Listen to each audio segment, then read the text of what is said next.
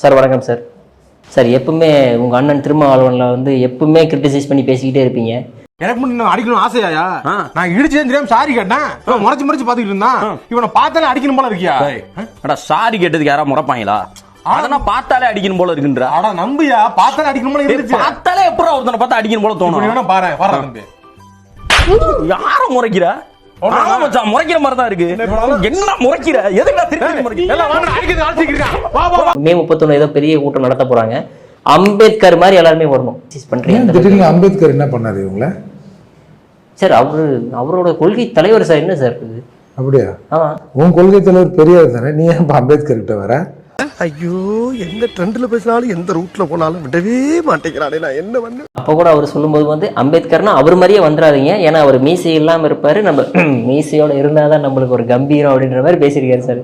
அதாவது உளவியல் ரீதியாக யார் வந்து பலவீனமான இதயத்தை கொண்டவர்கள் இருக்கார்களோ, இப்படி சொல்லலாம், பயந்தாங்கொழிக்கு தான் மீசை பெருசாக வைப்பாங்கன்றது சயின்ஸ். அப்படியே சார்? என்னங்க அப்படின்னு கேட்டீங்க? அதாங்க சயின்ஸு.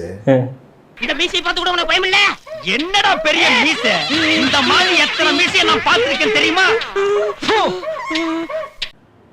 கிருஷ்ணசாமியும் திருமாவளவனும் நான் அழைத்ததின் பெயரில் சங்கர மடத்திற்கு வந்து ஆசி வாங்கி கொண்டு போனார்கள் அப்படின்னு பிரஸ் மீட்ல அந்த மனுஷன் சொல்லிட்டார் பத்திரிகையாளர் மத்தியில்.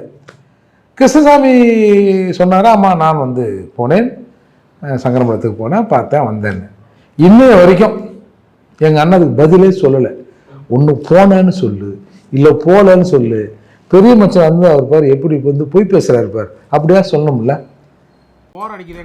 போரடித்தால் ஒற்றை புளிய மரத்தில் தூக்கில் தொங்குங்கள், என்னிடம் வராதீர்கள் தம்பிகளே, வகுந்து விடுவேன், எழுத்தாணியை சங்கிலே குத்தி விடுவேன், செல்லுங்கள் தோழர்களே.